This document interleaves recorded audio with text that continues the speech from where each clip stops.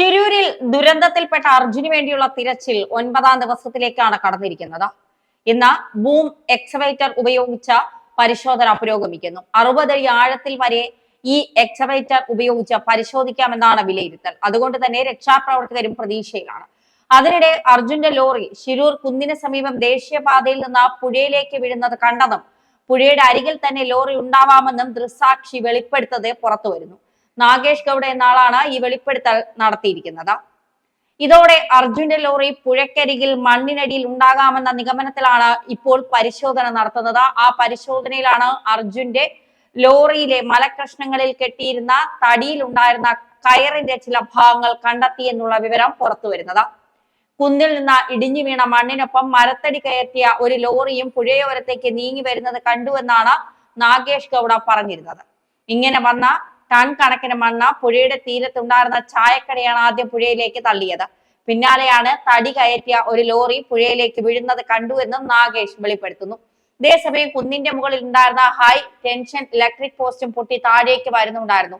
ഈ ലൈൻ പുഴയിലേക്ക് വീണ ഉടനെ വെള്ളം പെട്ടെന്ന് സുനാമി പോലെ ഉയർന്ന കരയിലേക്ക് ഇരച്ചു കയറി വീടുകൾ തകർത്തു. പിന്നീട് കുറെ മത്സ്യങ്ങളും ചത്ത നിലയിൽ കണ്ടെത്തി. കരയിലെ തെങ്ങുകളും നശിച്ചു. തീരത്തുണ്ടായിരുന്ന 4 കുട്ടികൾ ഓടി രക്ഷപ്പെട്ടെങ്കിലും പരിക്കേറ്റ് ആശുപത്രിയിലായെന്നും നാഗേഷ് പറയുന്നുണ്ട്. ലോറിയുടെ പിറകുവശവും ലോറിയിലെ വിറകും മാത്രമാണ് കണ്ടതെന്നും മുൻഭാഗം കുന്നിന്റെ ഭാഗത്തേക്കായിരുന്നതിനാൽ ലോറിയുടെ നിറം ഏതാണെന്ന് മനസ്സിലായില്ല എന്നും ദൃക്സാക്ഷി പറയുന്നു. ഇന്ന് ഗംഗാവലിപ്പുഴയിൽ ഐബോർഡ് സാങ്കേതിക സംവിധാനം ഉപയോഗിച്ചാണ് തിരച്ചിൽ നടത്തുന്നത്. എന്നാൽ ഐബോർഡ് അതായത് intelligent buried object detection battery ഡൽഹിയിൽ നിന്ന് എത്താൻ വൈകുമെന്നാണ് പറയുന്നത്. ഡ്രോൺ ഉപയോഗിച്ച് പ്രവർത്തിക്കുന്ന ഈ അത്യാധുനിക സ്കാനർ സംവിധാനം ആകാശത്ത് നിന്ന് നിരീക്ഷിച്ച് ചെളിക്കിടയിൽ പൂർണ്ണുപോയ വസ്തുക്കളുടെ സിഗ്നലുകൾ കണ്ടെത്തുന്ന ഉപകരണമാണ്. കഴിഞ്ഞ വർഷത്തെ സിക്കിം പ്രളയത്തിൽ തിരച്ചിൽ നടത്താൻ ഫലപ്രദമായി ഉപയോഗിച്ച റേഡിയോ ഫ്രീക്വൻസി സ്കാനറാണ് ഷിരൂരിൽ ഉപയോഗിക്കുന്നത്. 17 മനുഷ്യ ശരീരങ്ങളും 36 വാഹനങ്ങളും ഇതുപയോഗിച്ച് കണ്ടെത്തിയിരുന്നു. മുൻ സൈനിക ഉദ്യോഗസ്ഥൻ M ഇന്ദ്രബാലനും ദൗത്യത്തിന്റെ ഭാഗമാകുന്നുണ്ട്. രക്ഷാപ്രവർത്തനത്തിൽ വീഴ്ചയില്ല എന്നാണ് കർണാടക സർക്കാർ ഹൈക്കോടതിയിൽ പറഞ്ഞിരിക്കുന്നത്.